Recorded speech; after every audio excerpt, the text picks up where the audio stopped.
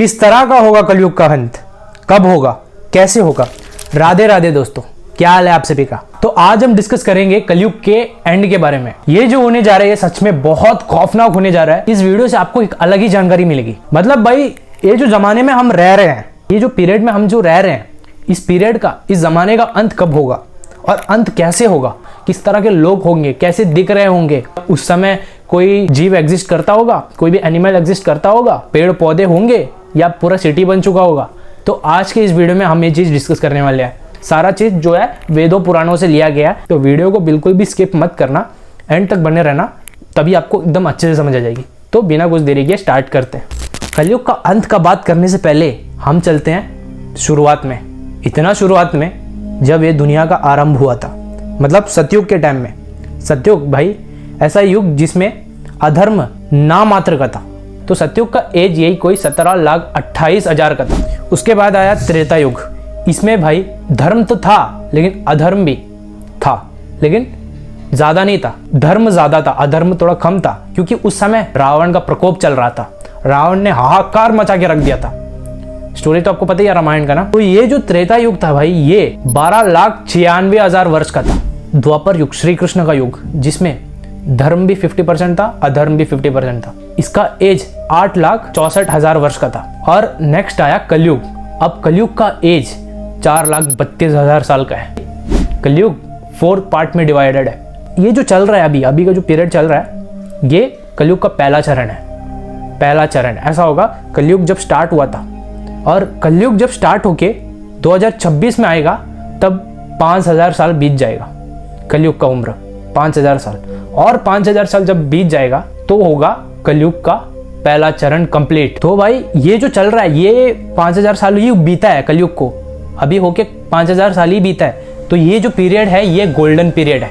Golden period जिसमें लोग भगवान का पूजा करेंगे, भक्ति करेंगे, आराधना करेंगे, भगवान का नाम जप करेंगे, लोग पशु पक्षियों की, वृद्धों की सेवा करेंगे। ऐसा पहला चरण में होगा। कलयुग को जैसे ही पूरा 10,000 साल बीत जाएगा, तब शुरू होगा घोर कलयुग। उस समय होगा सेकेंड पीरियड शुरू, मतलब दूसरा चरण कलयुग का। अब दूसरा चरण में लोग पापी बनना शुरू हो जाएंगे। मतलब अभी भी पापी हैं लोग, लेकिन उस समय होगा रियल वाले पापी, असली पापी। उस समय के लोगों को कहा जाएगा। अभी तो कुछ भी नहीं है। ये जो पापी लोग आपको दिख रहे हैं, ये कुछ भी नहीं है। उस समय का जो लोग होगा बहुत पापी होगा। ऐसा पापी आपने जिंदगी में नहीं देखा होगा। और जब कलयुग का एंड होने का टाइम आएगा ना, मतलब सेकेंड पीरियड का जब एंड होने का टाइम आएगा, तब तक इंसान नरभक्षी बन चुका होगा, जो कि इंसान को खा रहा होगा।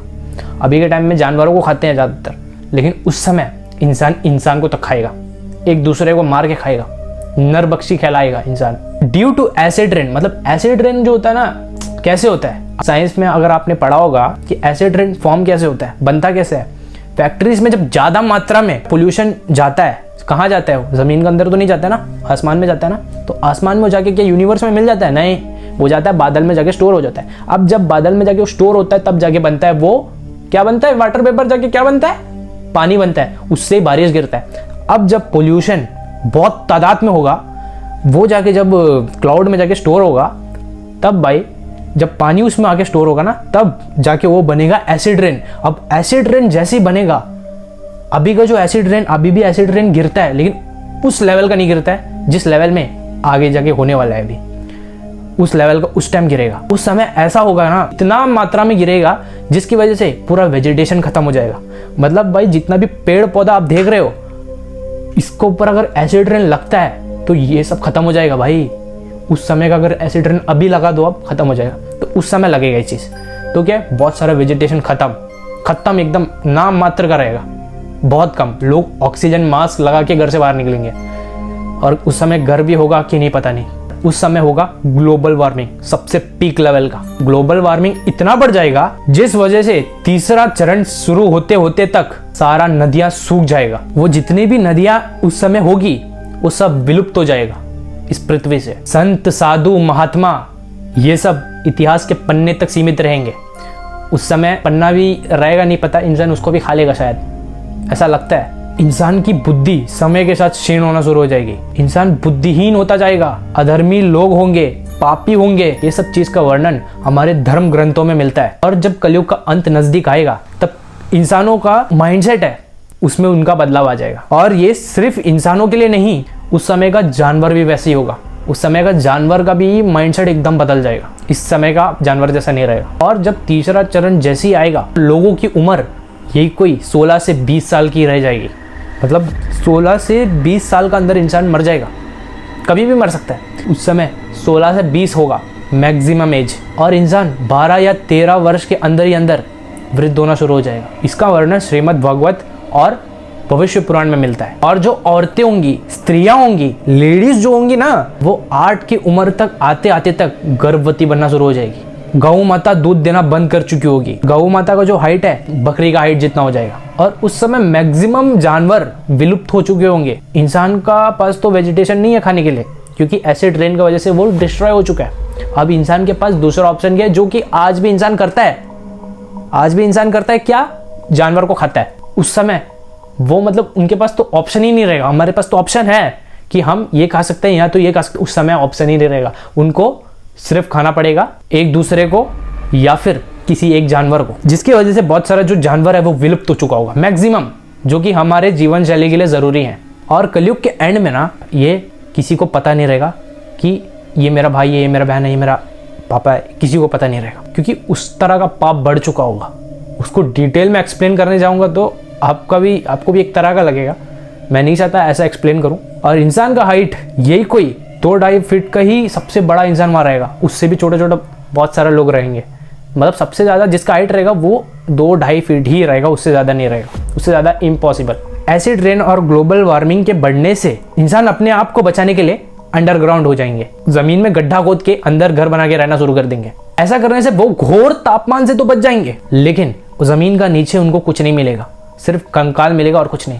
कंकाल को भी खाने का कोशिश करेगा तो कंकाल उसका दांत से भी ज़्यादा स्ट्रांग होगा, क्योंकि उस समय का आदमी रहेगा ना। इतना सीरियस बात चल रही है, मैं मजाक कर रहा हूँ, कोई बात नहीं, पॉइंट में आता है। जमीन के नीचे उनको कुछ मिलेगा नहीं तो इंसान क्या करेगा, एक दूसरे को खाएगा। और एक समय ऐसा भी आएगा इंसान को इंसान कहना गलत होगा। वो ऐसे एक जीव में तब्दील हो जाएंगे जिसे इंसान कहना पूरी तरीके से गलत होगा। चोरी चकारी डकैती इतनी भारी मात्रा में होगी जिसकी कोई लिमिट नहीं। किसी को अपने स्वार्थ के लिए मार देना कोई बड़ा बात नहीं होगा, और किसी दूसरे इंसान को हानि पहुंचाने से पहले एक बार भी नहीं सोचेगा, चाहे वो उनका माता हो, पिता हो, या कितना भी बड़ा सगा संबंधी ही क्यों ना हो। इंसान किसी का भी एक रद्दी भर का भी इज्जत नहीं करेगा। इंसान के पास बुद्धि तो होगी, बहुत तगड़ा दिमाग होगा, लेकिन उनके पास कुछ करने का साधन नहीं होगा। इस तरह से इंसानियत पूरी तरीके से विलुप्त हो जाएगी। और जब अधर्म पाप चरम सीमा पे होगा, तब संबाला नाम का एक सिटी में भगवान कल्कि का जन्म होगा। वो बचपन से ही बिल्कुल अलग बलग होंगे। उनका कदकाठी बिल्कुल भी उस जमाने के लोगों के जैसा नहीं होगा, वो बिल्कुल अलग होंगे। अच्छी खासी कदकाठी होगी दिखने में और बहुत सुंदर होंगे। इंसान उस समय इंसान की तरह दिखेगा भी नहीं, वो एक तरह का राक्षस की तरह दिखाई देगा। और यहाँ में जब कल्कि जन्म होगा, वो बिल्कुल ही टोटली अलग होगा उनसे, ये लोगों से। और उनके अंदर ऐसी बहुत सारी विद्याएं होंगी जो कोई भी इंसान सोच भी नहीं सकता। माना जाता है कि थोड़ी उम्र बढ़ने के बाद ही भगवान कल्कि अपना घोड़े में सवार होके युद्ध करने के लिए निकल जाएंगे, तलवार लेके। वो घोड़ा का नाम होगा देवदत्त।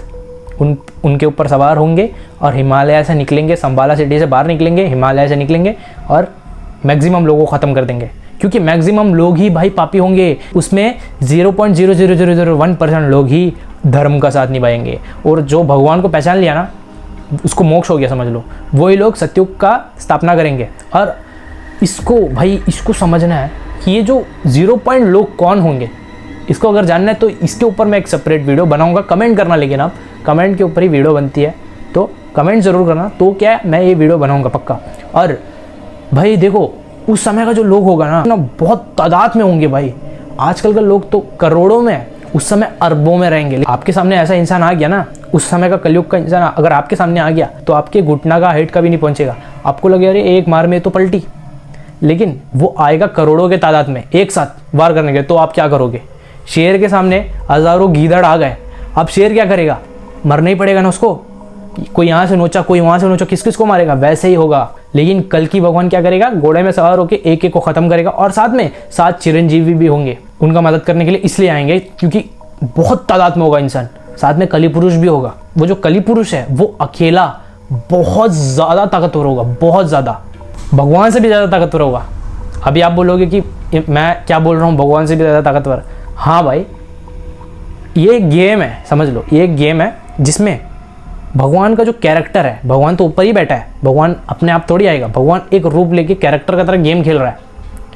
इसमें हम ऑडियंस है और भगवान मेन हीरो। गेम में तभी तो मज़ा आएगा ना, जब विलन ज़्यादा ताकतवर होगा हीरो से, तभी तो जीतने मज़ा आएगा। इसीलिए भगवान ने गेम खेल रहा है। एक गेम है एक तरह का, समझ लो। 3 दिन के अंदर अंदर मतलब जितना भी मैक्सिमम अधर्म है, पाप है, ये सब खत्म हो चुका होगा, खत्म, मैक्सिमम खत्म हो चुका होगा। भगवान कल्कि और 7 चिरंजीव मिलके सबको ख़त्म कर दिए होंगे और वो 0.0001% लोग मिलके सतयुग का स्थापना करेंगे। एक नए युग की शुरुआत होगी और समय अपने आप को दोहराएगा। तो वीडियो कैसी लगी आपको कमेंट सेक्शन में अपनी राय ज़रूर बताना। यहाँ तक ये वीडियो को देखे हो तो चैनल को लाइक कर दो, शेयर कर दो, कमेंट कर दो। तब तक के लिए मिलते हैं अगले वीडियो में। जय श्री कृष्ण।